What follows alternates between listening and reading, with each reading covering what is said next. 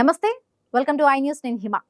సామాజిక ఆర్థిక సూచికల్లో దేశంలోనే ముందు వరుసలో నిలిచే దక్షిణాది రాష్ట్రాలు ఇప్పుడు వ్యక్తిగత రుణాల విషయంలో కూడా టాప్ లో ఉన్నాయి.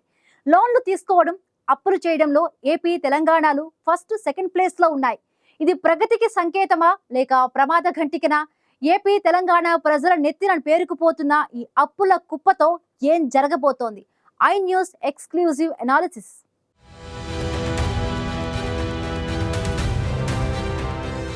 దేశం మొత్తం ఒక ఎత్తు, మన రెండు తెలుగు రాష్ట్రాలు మరొక ఎత్తు. అభివృద్ధిలో దూసుకుపోయే మనం ఇప్పుడు అప్పులు చేయడంలో కూడా అగ్రస్థానంలో ఉన్నాం. రాష్ట్రంలోని రెండు ప్రభుత్వాలతో పోటీ పడుతూ ఇక్కడి ప్రజలు కూడా ఎడాపెడా అప్పులు చేస్తున్నారు. ప్రతి 6 నెలలకు ఒకసారి విడుదలయ్యే కేంద్ర గణాంకాల శాఖ అధికార జనరల్ సర్వేక్షణ ఈ సంచలన నిజాలను బయటపెట్టింది. దేశంలో సగటున ప్రతి 100 మందిలో 15 మంది అప్పు తీసుకుంటే ఏపీలో ప్రతి 100 మందిలో ఏకంగా 43.7% మంది, అంటే దాదాపు సగం మంది అప్పుల భారాన్ని మోస్తున్నారు. ఇక ఏపీ తర్వాత రెండో స్థానం తెలంగాణకి. ఇక్కడ 37.2% మంది రుణగ్రస్తులే.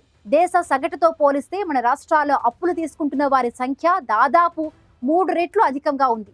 జాతీయ సగటు 15% ఎక్కడ, మన 43% ఎక్కడ? పక్క రాష్ట్రాలైన తమిళనాడులో 29.9% మంది, కేరళలో 29.4% మంది లోన్లు తీసుకుంటూ మన తర్వాతే ఉన్నారు. ఈ జాబితాలో లాస్ట్ ప్లేస్ లో ఢిల్లీ ఉంది.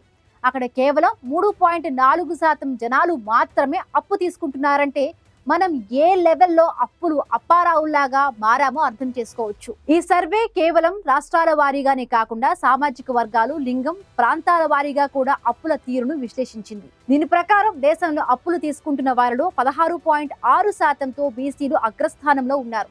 అత్యంత తక్కువగా ఎస్టీలో 11% రుణాలు తీసుకుంటున్నట్లు తేలింది. అంతేకాదు, అప్పులు చేయడంలో పట్టణాల్లో ఉండేవారితో గ్రామాల్లో ఉండేవారు పోటీ పడుతూ ఉన్నారు.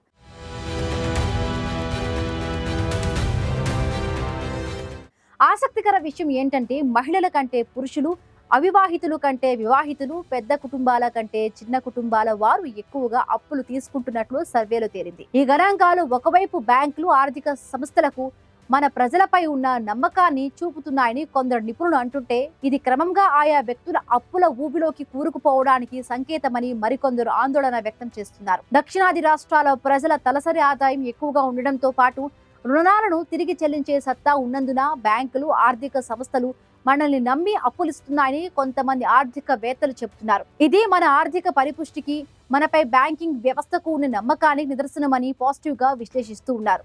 ఇంతేకాదు, ఈ అప్పులను గృహ నిర్మాణం, వాహనాల కొనుగోలు, పిల్లల ఉన్నత విద్య, వ్యాపార విస్తరణ వంటి ఆస్తుల కల్పన కోసం ఉపయోగిస్తే అవి దీర్ఘకాలంలో వ్యక్తిగత ఆర్థిక అభివృద్ధికి, తద్వారా రాష్ట్ర జిఎస్డిపి వృద్ధికి దోహదపడుతుందని చెబుతున్నారు. కానీ ఇక్కడ అసలు ప్రమాదం పొంచి ఉందని ఇంకొంతమంది ఆర్థికవేత్తలు హెచ్చరిస్తున్నారు. అప్పు దేనికి తీసుకుంటున్నారనేదే కీ పాయింట్ అంటున్నారు.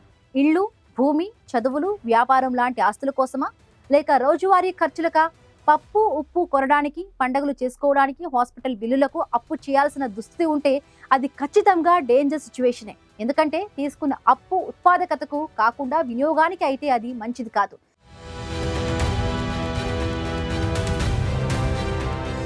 సంపాదనంతా వడ్డీలకే సరిపోయి అసలు తీరక ఆ కుటుంబం అప్పుల ఊబిలో కూరుకుపోవడం ఖాయం. ఇది కుటుంబాలపై ఆర్థిక ఒత్తిడిని పెంచి ఆయా వ్యవస్థలకు తీవ్ర నష్టం చేస్తుందంటున్నారు. బ్యాంకింగ్ వ్యవస్థ ద్వారా తక్కువ వడ్డీకి ఆస్తుల కల్పన కోసం రుణం తీసుకుంటే అది ఆర్థిక ప్రగతికి సంకేతం. కానీ నిత్యావసరాల కోసం అధిక వడ్డీలకు అప్పులు చేయాల్సిన దుస్థితి ఉంటే మాత్రం అది ఖచ్చితంగా డేంజరే. ప్రభుత్వాలు, ఆర్థిక సంస్థలు కేవలం రుణాలు ఇవ్వడానికి కాకుండా ఆ రుణం ఉత్పాదక రంగాలకు వెళ్లేలా చూడడం, ప్రజల్లో ఆర్థిక అక్షరాస్యతను పెంచడం అత్యవసరం. లేకపోతే అధిక రుణ సామర్థ్యం కాస్త అప్పుల ఊబిగా మారడానికి ఎంతో కాలం పట్టదు.